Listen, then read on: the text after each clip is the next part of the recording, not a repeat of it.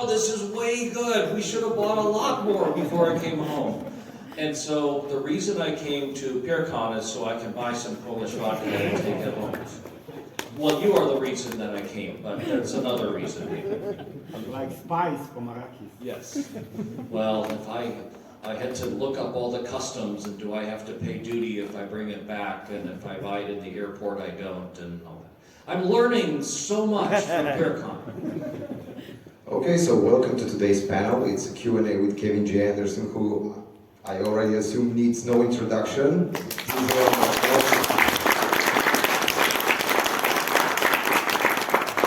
if they don't know who I am, they're going to ask some pretty stupid questions. Mr. Anderson. Mr. Anderson. I have never heard that before. You don't know the reference, right? Okay.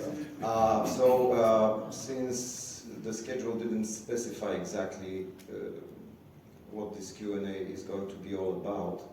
Well, it's questions and answers. That's Yeah, what the but Q&A it is. didn't specify who's asking the questions. So have you got any questions for us? Well, I get to ask you questions. That's what in Poland you do things very different from how I'm used to.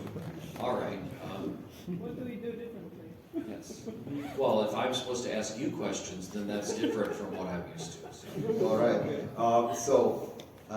I'm going to start with a little question. So how is Pyrkon different from other experiences of this kind that you've had?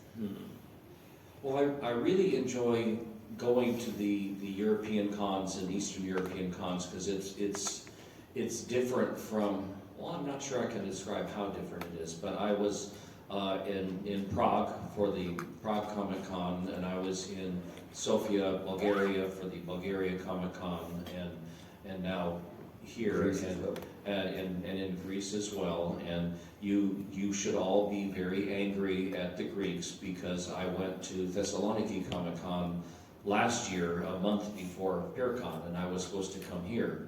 But the Greeks gave me pneumonia and bronchitis, and I was so sick I had to cancel my appearance. I was probably 6 weeks in bed, just coughing and all sick, and I like to give things to the fans, but I don't think you wanted me to give you pneumonia, so I didn't come, and I had to postpone until this year. So I'm glad that I could come back.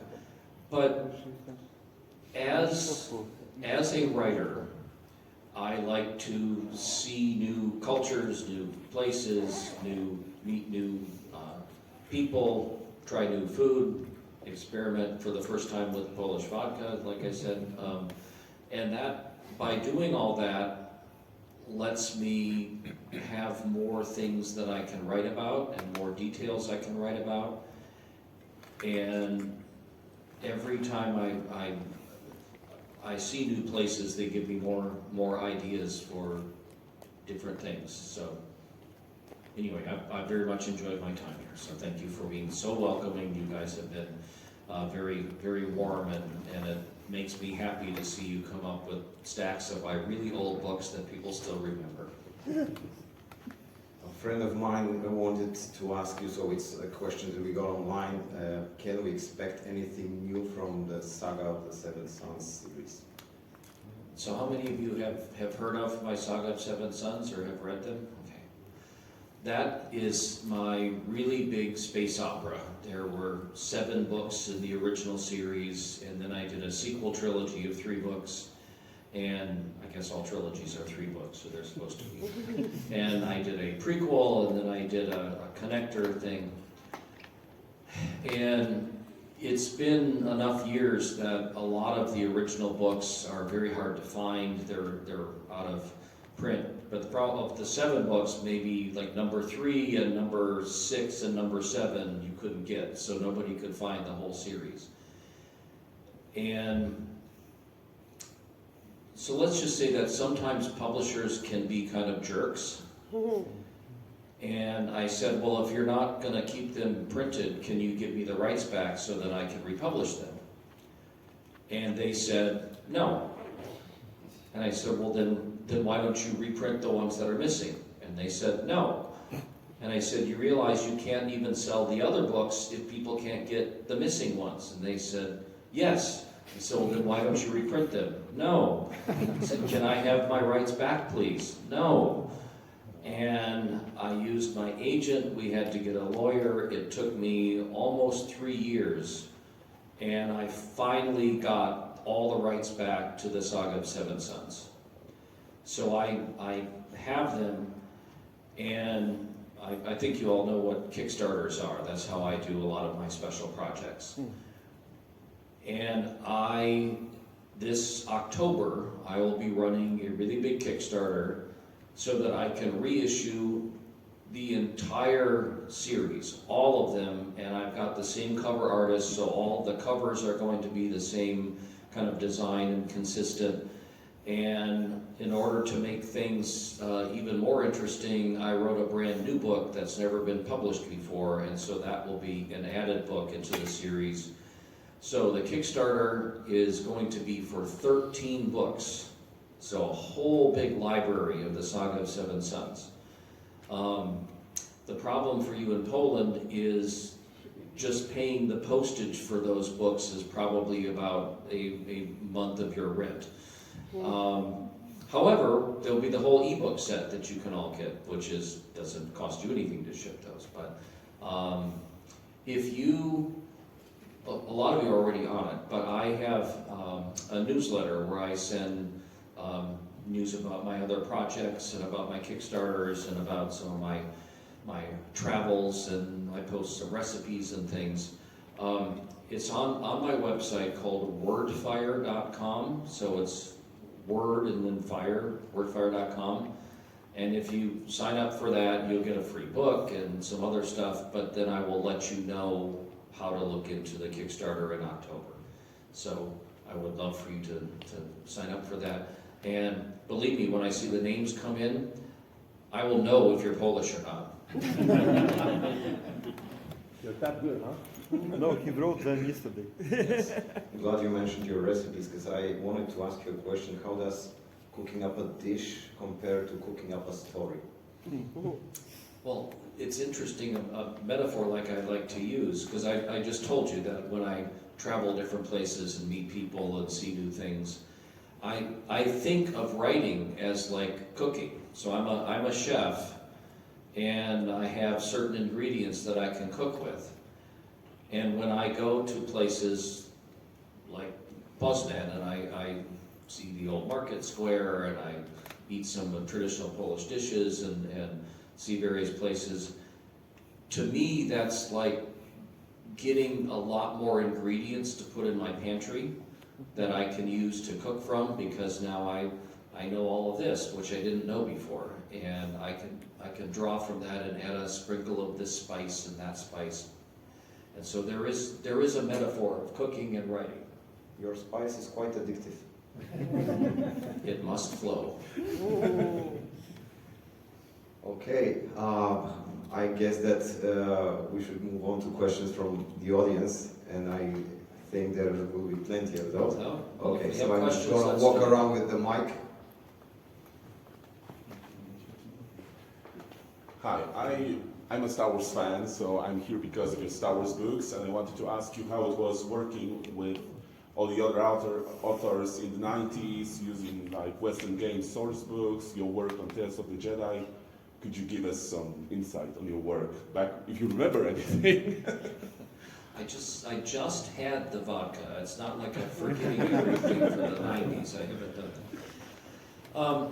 So here I'm gonna tell you some really interesting stories. So Timothy Zahn wrote the very first Star Wars trilogy of the new ones, and I wrote this one right after his.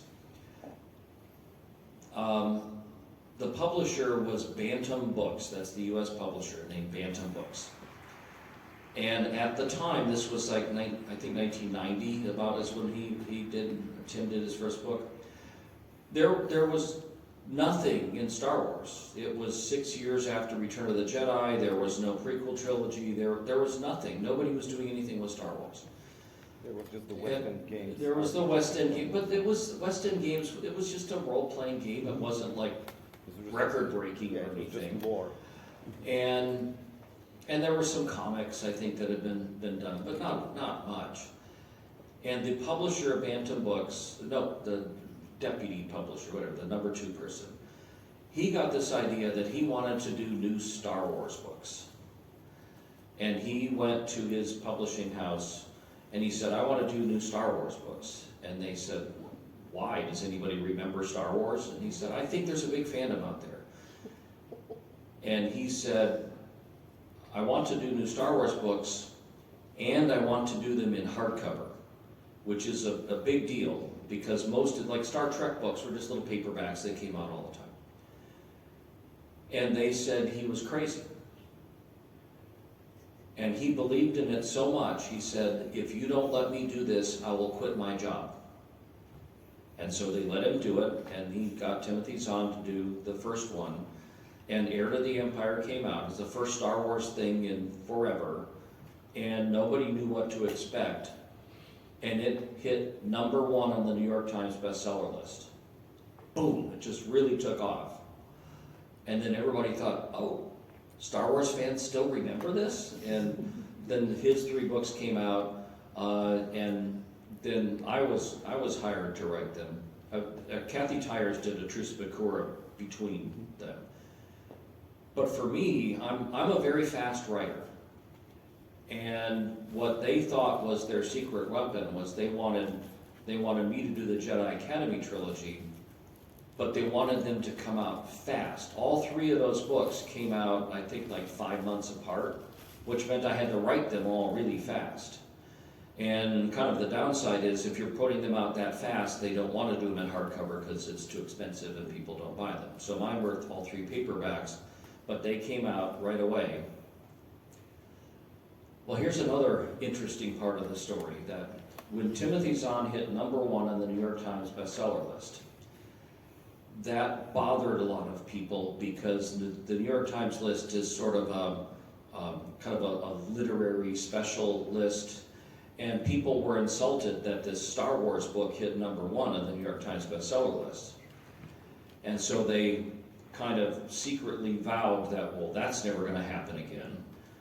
And when my book, Jedi Search, came out, I only hit number 2 because they sort of changed the numbers so I could never hit number 1, even though I've got the sales figures. My book was selling 2 times as much as what they called the number 1 bestseller. So anyway, these are the difficult things we have to do. Not at all your question in the first place, but when I started writing my Jedi Academy trilogy, I had all my notes and outline. And Timothy Zahn, his first 2 books had come out, and so I know Tim, and so I called him and we talked about our stories, and I showed him my outline, what I was going to do with it, and he was writing The Last Command. And so and I know where they are, he actually put several things into The Last Command to introduce some of the characters that I was going to use in the Jedi Academy books. And so he fit that in, and he and I were working together. I also knew Kathy Tyers from The Truce of Bakura, but her book was kind of a completely different time frame. It didn't matter to us. And so I'm working on my Jedi Academy books, and Tim's finishing The Last Command.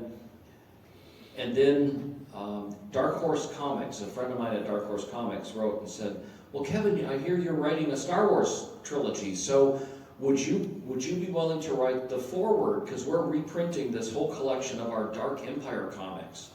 And I said, what Dark Empire comics?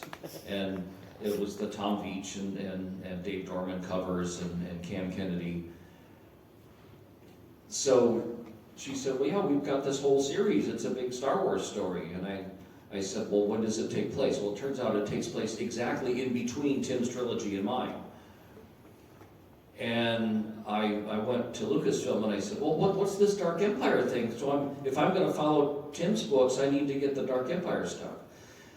And they said, oh, don't worry so much about the comics. You don't have to really pay attention to what happened in them. So then I read the Dark Empire comics. Luke goes over to the dark side, the Emperor comes back as a clone, and Leia has another baby. And I went, No, I'm not gonna ignore all of that stuff. So I had to fit the Dark Empire storyline into Tim's and into mine, and I kind of retconned and put all that together. As I remember right, Tim wasn't all that happy with the Dark Empire stuff because nobody told him that they were doing Dark Empire either, and so they kind of are parallel and contradictory, and I sort of did my magic trying to make them both work together. But as they started inviting, I think the next author was Dave Wolverton with The Courtship of Princess Leia, and Dave has been a friend of mine for a long time. And so I got his outline and we made sure that all of our stuff fit together. And Lucasfilm was very happy that we were keeping track of things because they didn't have their story group or anything. It was, we had to keep track.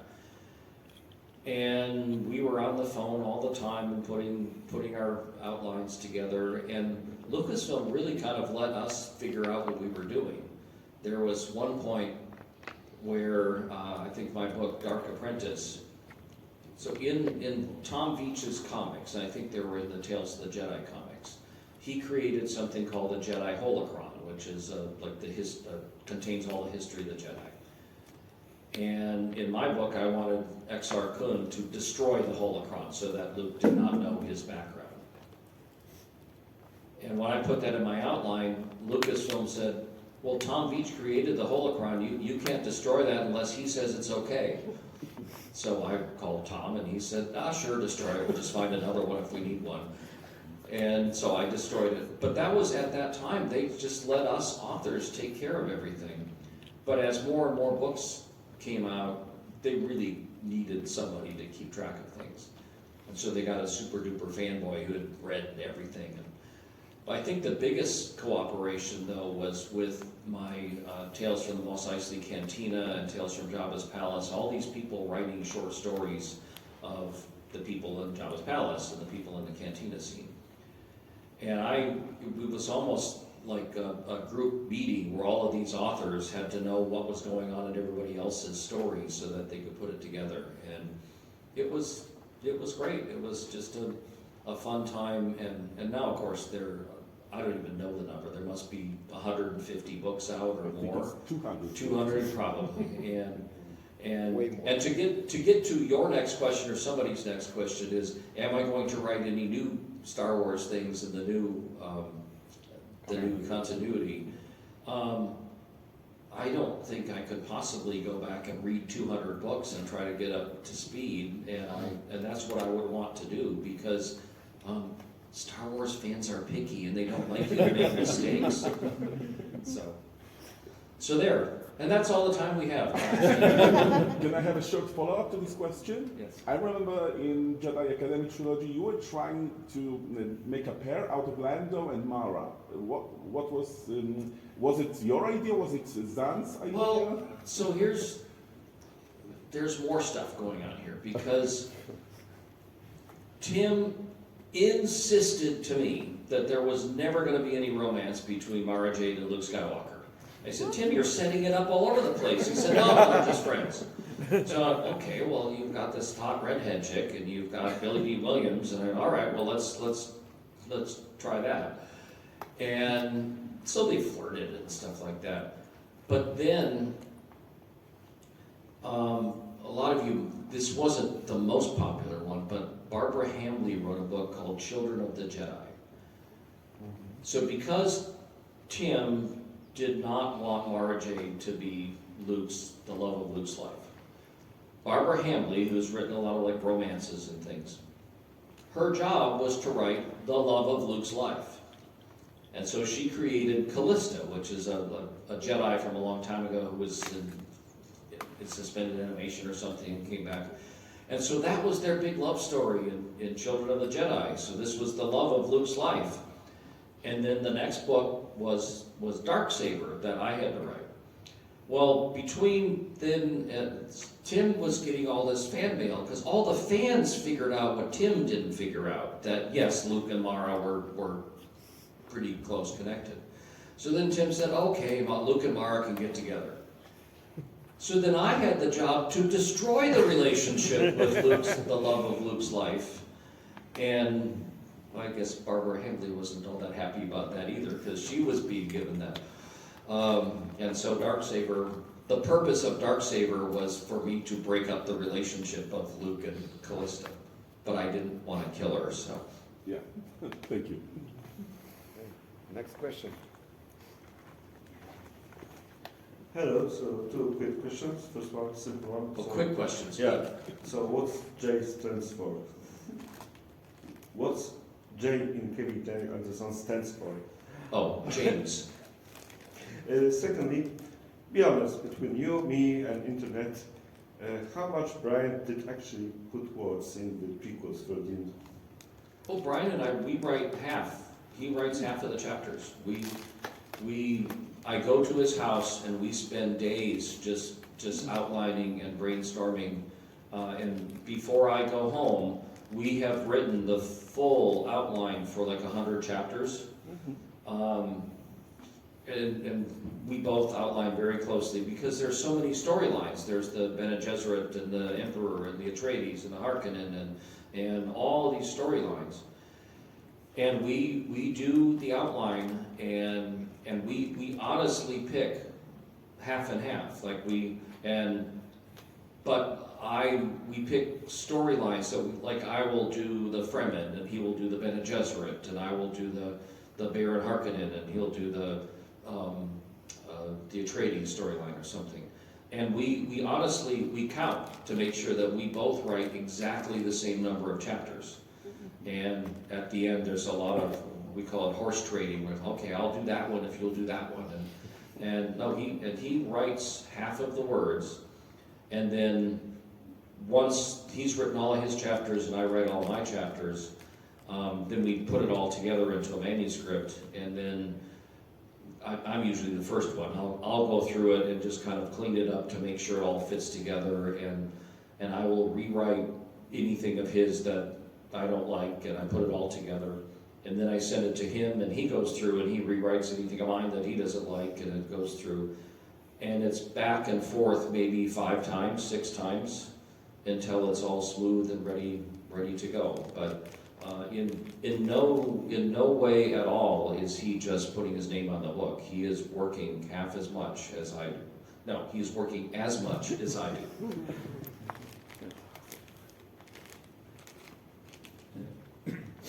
Thank you. My question is kind of regarding the topic of yesterday's panel about a long series.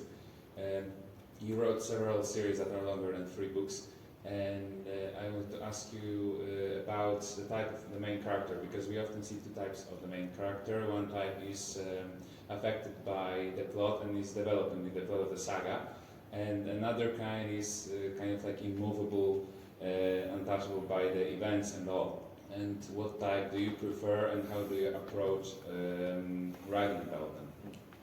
That's a very good question. And there are 2 types of series. So my Saga of Seven Suns is this giant story over 7 books, and the plot builds and it comes to this great climax and it gets to the end and a lot of the characters die or they change, and I really prefer that because I think of it as a big story. I keep going back to Game of Thrones. It's like that the characters change and they grow and they kill each other and they have sex with each other and all that. And I kind of like to have this big story that I can tell. But on the other hand, one of my very popular series in the US is kind of a comedy mystery with Dan Campbell, Zombie PI. So he's a zombie private detective and he solves crimes and cases. Well, that's just one after another, and he does sort of change over the different, it's been 12 books now, so over he reacts and does things, and some of the other characters have changed. But when you pick up a Dan Campbell book, you kind of want another Dan Campbell adventure, and you just want him to solve that crime or get the answer to that mystery, and it's funny. So those are easier to write because it is, okay, this is the same thing, but it's more satisfying as a writer to be able to tell this giant epic story and get it finished. Okay.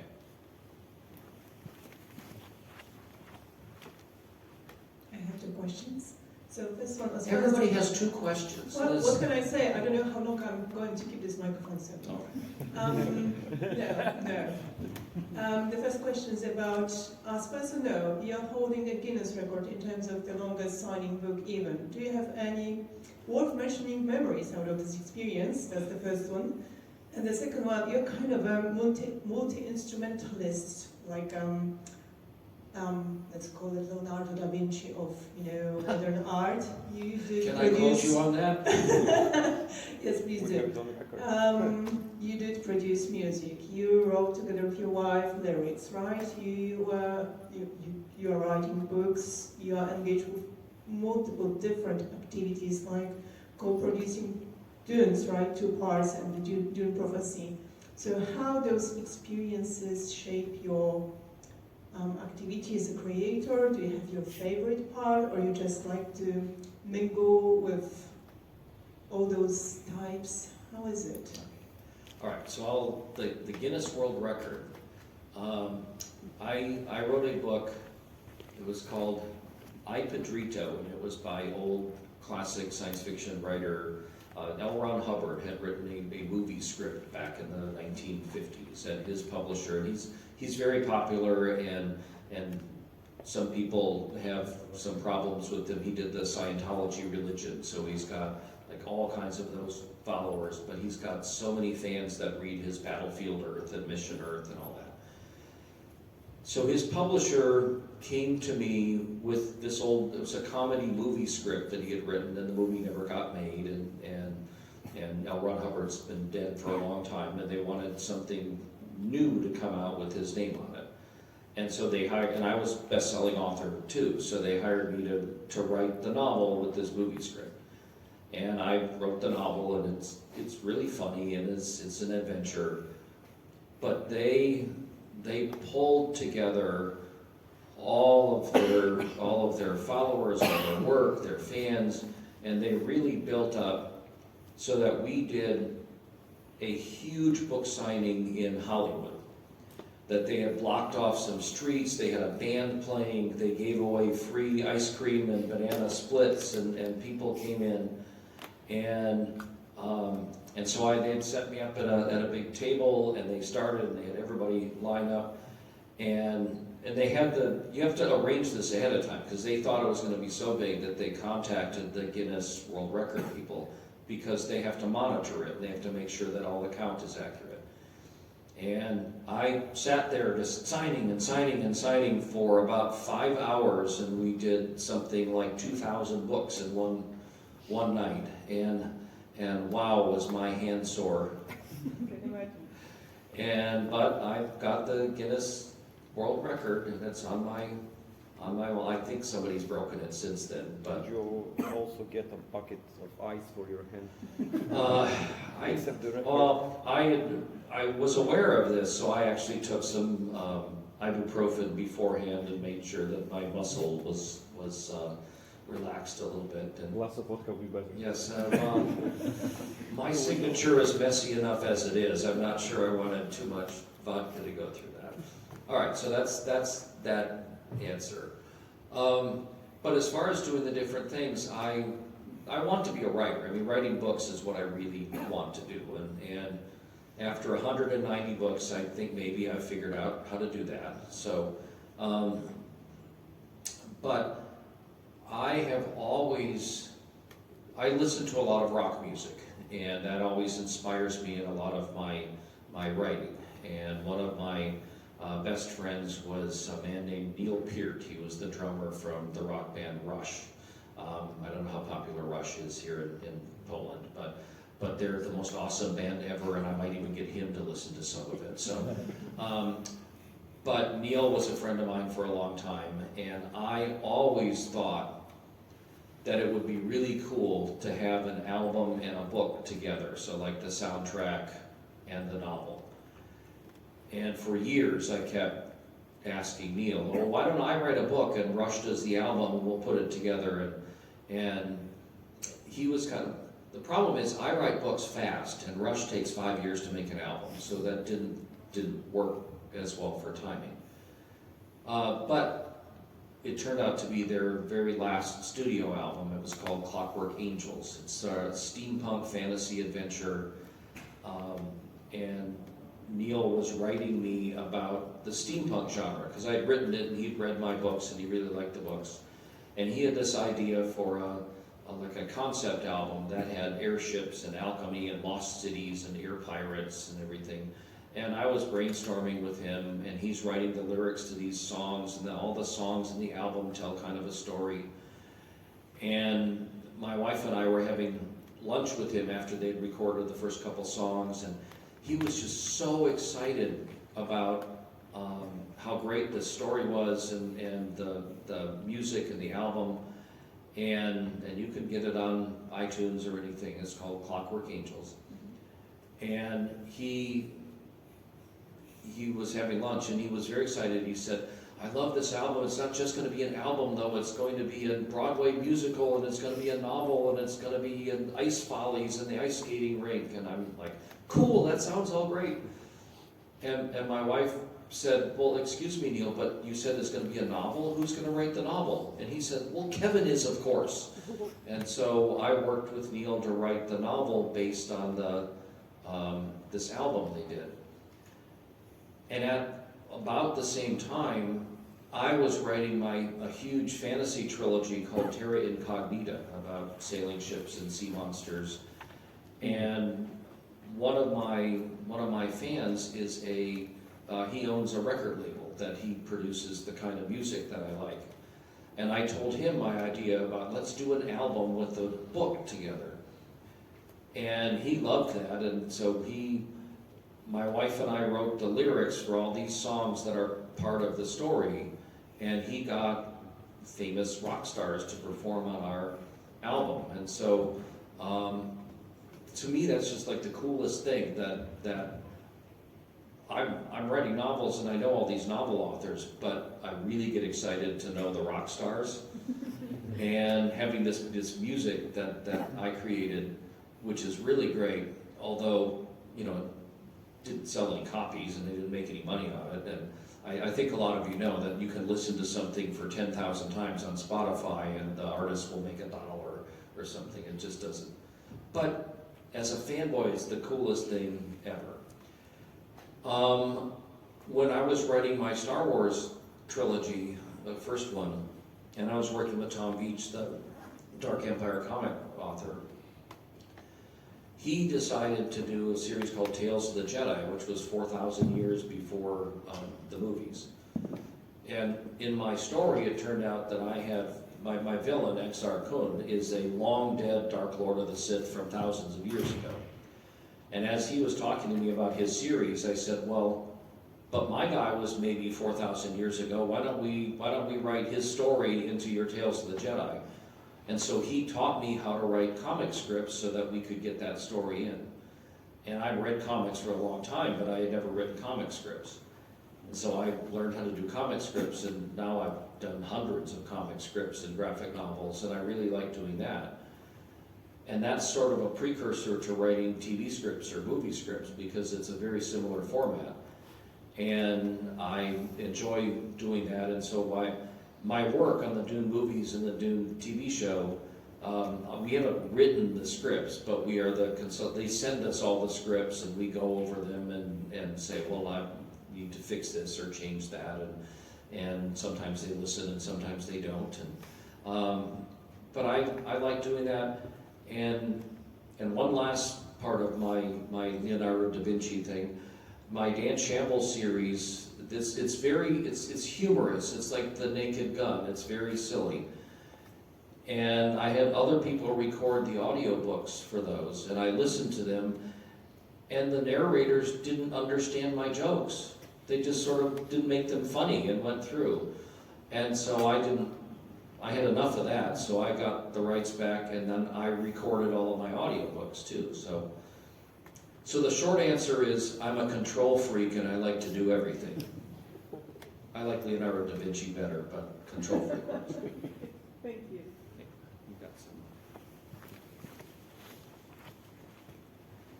I have some questions about some Star Wars guides, because I know you wrote Illustrated Star Wars Universe or the Essential Chronology. So could you tell us about some interconnectivity in the Star Wars Universe? How did that work for you? And could you tell us about some lore from Yavin 4, from Exar Kun and his temple, and some fun facts about that? Well, the Illustrated Star Wars Universe was the kind of the coolest thing because Ralph McQuarrie this is a big, beautiful art book with all new paintings by Ralph McQuarrie, the classic Star Wars artist. And I got a call from the Lucasfilm person. She said that Ralph McQuarrie, the artist, was about to retire because he was getting older, and he wanted to do this big, beautiful book as one of the last things to do. And Lucasfilm he's got it, that Lucasfilm needed some writer to write all the text with it. But what they wanted was sort of like fake National Geographic articles about Tatooine and Bespin and Dagobah and all these places. But they also, because Ralph couldn't paint enough new paintings to fit in the entire book, they needed this author to go spend a lot of time in the Skywalker Ranch art archives to just look through all of the old Star Wars art that nobody had ever seen before, that had never been published, and pull out all this stuff. And so I spent, and then they asked me if I wanted to do the book, and I went, of course I want to do the book, that sounds great. Because I would have to meet with Ralph McQuarrie every month too, this famous artist. I'm sitting in his studio every single month as we would brainstorm Hoth and Alderaan and all these places. And I said, well, how did I get this job? There's lots of other, like Timothy Zahn and Kathy Tyers and all these other authors. And she said, well, you're the only one that's within driving distance of Skywalker Ranch. So that's how I got that job. And we spent just a lot of time looking at like folders, and they had kept everything, little sketches on bar napkins about aliens and spaceships, and we would find really cool things. And I remember on Bespin, where Cloud City is, there have been some sketches of these flying creatures, kind of like giant manta rays that would go around in the clouds.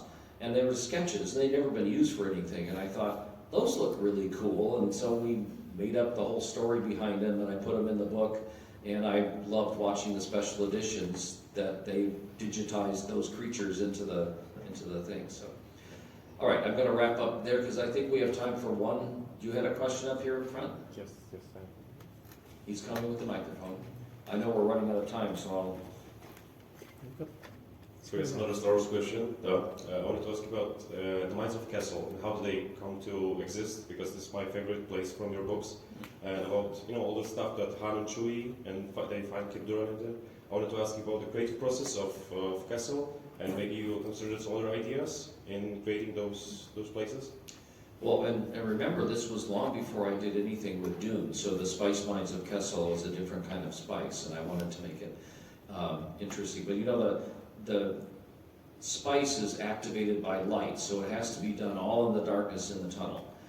And there's a fun story about that, because as a writer, there's sort of a creative writing exercise where if you guys are writing a paragraph, what your normal thing will be is to describe what the character sees, because our vision is kind of our primary sense. And when you're writing things, you just do, here's what she sees, and here's the colors, and here's what.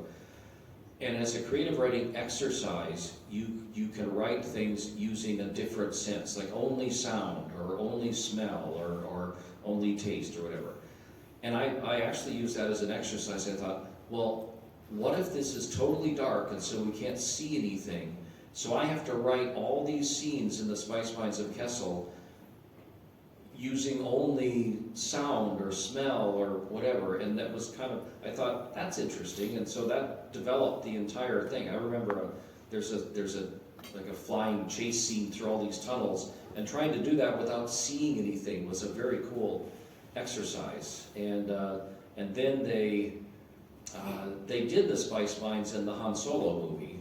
And they used a lot of it. It wasn't exactly the way I had done it. But one, I have to say this, because this is probably the last thing, which is kind of cool.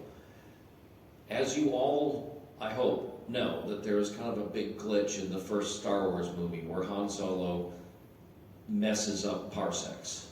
He says, is the Millennium Falcon fast? Well, it can do the Kessel Run in under 12 parsecs. Well, that doesn't make any sense if you know anything about astronomy, because a parsec is a distance. It's like saying, is my car fast and I can get to Poznan in 10 miles? Well, that doesn't make any sense. So I made up this entire black hole cluster of the Ma cluster, because the black holes with their gravity wells, and that if you get too close, you get sucked in and you get destroyed. But if you go fast enough, you can take a shortcut. I mean, all of this was just to make an excuse for that stupid line in the movie. And so, if the Millennium Falcon is fast enough, it can take this shortcut and do the Kessel Run in under 12 parsecs. And so, I did it, I solved it, I put it in the book, and I met George Lucas for when I was doing this. And I was really excited. I said, guess what, George, I fixed this mistake you made.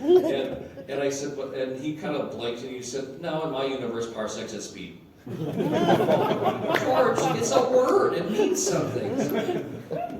Anyway, is that our, Thank you very much. that's at our time? Okay. Anyway, thank you all so much. I can talk more at my signing. What time is my signing? Oh, 2 mine is p.m. coming at 2 p.m. 2 p.m.? Well, what happens is they schedule me for a very long signing, and I get a nice line, but it's all done in maybe half an hour. So if you come a Don't be little... so modest. First day you set up for a full hour and a half. Yeah, but I sign slow then, so it's... I'm just saying that if you come to my signing maybe after a half an hour or so, it may well be quiet enough that I can talk. Well, no, come to my signing at the beginning with a big stack of your books, and then just hang The around. bigger the stack, the longer. I have like 10 of them. Do you sign off? I will sign all of them. We had somebody who had 35 books Yeah. 2 days ago. Great. Don't be the first person in line with 35 books. Kind of be polite and wait till the end. But I don't have a 2-book limit or anything. I'll still sign whatever you. Because I don't come to Poland all that often, so you might as well get them all signed. But anyway, thank you so much. It's great. It's great to see you. And thanks for being with us.